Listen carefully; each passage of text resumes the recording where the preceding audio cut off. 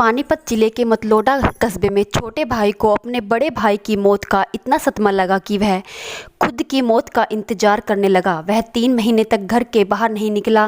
करीब 45 दिन पहले उसने खुद को शौचालय में बंद कर लिया। कभी कोई खाना दे देता तो खा लेता, नहीं तो खाली पेट ही समय गुजारता है। वह हमेशा मरने की बात करता था।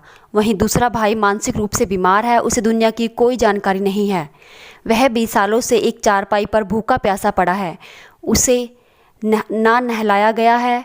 स्थानीय निवासियों ने उसकी सूचना जन सेवा दल संगठन को दी है। चमन गुलाटी द्वारा अपनी टीम के साथ मौके पर पहुंचे। वहां पहुंचकर दोनों भाइयों को बचा लिया गया है। दोनों को एम्बुलेंस से सीधे संगठन के अपने आशियाना लाया गया। उन्हें नहलाया गया, धुलाया गया और खाना खिलाया गया। जानकारी देने वाले स्थानीय निवासी हरिचंद खुराना ने बताया कि 4 भाई थे। इनमें से किसी की भी शादी नहीं हुई है। इनके पिता लक्ष्मी चंद छोले भटूरे और आइसक्रीम बेचकर घर चलाते थे। 12 साल पहले उनकी मौत हो गई। दूसरा भाई अशोक लोन एजेंट के जाल में फंस गया और कई ग्रामीणों से पैसे निवेश करवा लिए। इससे अशोक कर्जदार हो गया। 5 साल पहले वो फरार हो गया, उसका कोई पता नहीं।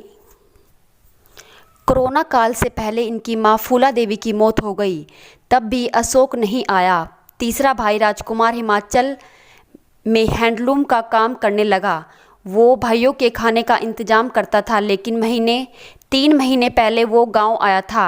कुछ दिन बाद उसकी मौत हो गई। छोटे भाई विजय ने अंतिम संस्कार किया। इसके बाद विजय ने खुद को शौचालय में बंद कर लिया। सबसे बड़ा भाई सुरेंद्र मानसिक रूप से बीमार है। कहा जाता है कि हर समस्या का हल जन सेवा दल मतलोडा से हमारे पास फ़ोन आया। उनका कहना था कि 4 भाई हैं ये, जिनमें से एक भाई की डेथ हो चुकी है, एक भाई घर से निकल चुका है और 2 भाई जो अपने घर में रह रहे हैं। एक भाई अपने आप को ये चाहता है, जिसका नाम शंटी है, कि मैं जब से उसके भाई की मृत्यु हुई है कि मैं जीना नहीं चाहता और मैं इस अपनी ज़िंदगी को ख़त्म करना चाहता हूँ।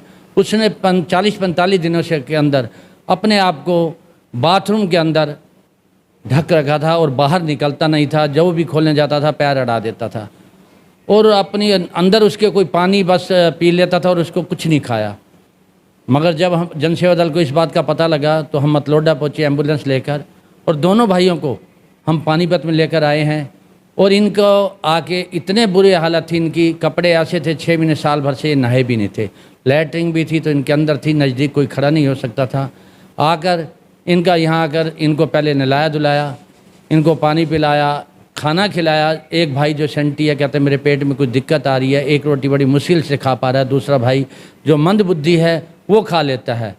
और इनका जो हमें इस हालात देखकर हमारा मन भी पीसीज गया और इन दोनों भाइयों ने ये सोचा था कि हमें जीना नहीं है। अब इनको हमें जीने की ज़िंदगी के लिए हम भगवान से भी प्रार्थना कर रहे हैं और जिएंगे भी। अब डॉक्टर को बुलाकर इनका जो भी ट्रीटमेंट हम वो भी कराएंगे और जन सेवा दल हमेशा यही सेवा करता रहेगा। कोई भी किसी को किसी तरह की सेवा की जरूरत हो, जन सेवा दल अपना आशियाना ऐसे बुजुर्गों के लिए जिनका कोई नहीं है। उससे पीछे का क्या बैकग्राउंड है, आप वहाँ पे थे? इनके परिवार में ये 4 भाई हैं। चारों भाइयों में किसी की शादी नहीं हुई, माँ बाप की मृत्यु हो गई।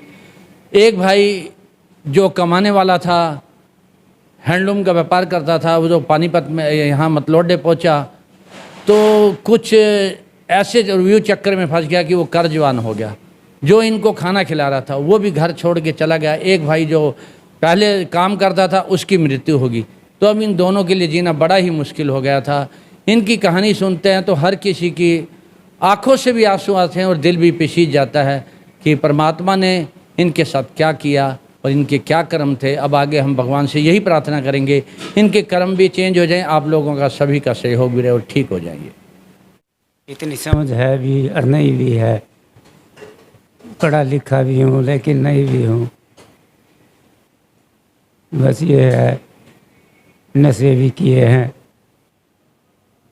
तो अब बस जो अंदर पेट की बात है तो मेरी 4-5 दिन से नहीं मान रहे। कोई झूठा घोल के पता नहीं क्या क्या दे देते हैं। मैं सच्चाई बताता हूँ, झूठ मानते हैं। इसीलिए मैंने इनको कहना ही छोड़ दिया, मगर मैं कुछ नहीं खाऊंगा। वहाँ से झूठ मूठ उठा के मिला के कुछ उनको दे देते हैं हमको।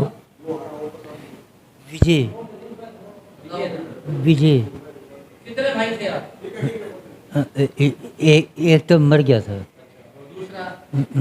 दूसरा तो भाग गया। अब कितने भाई हो यहाँ पर? बस एक ही, आप और एक शंटी। संटी। यहाँ पर कैसा लग रहा है? यहाँ पर आए हो आप, कैसा लग रहा है आपको? बढ़िया।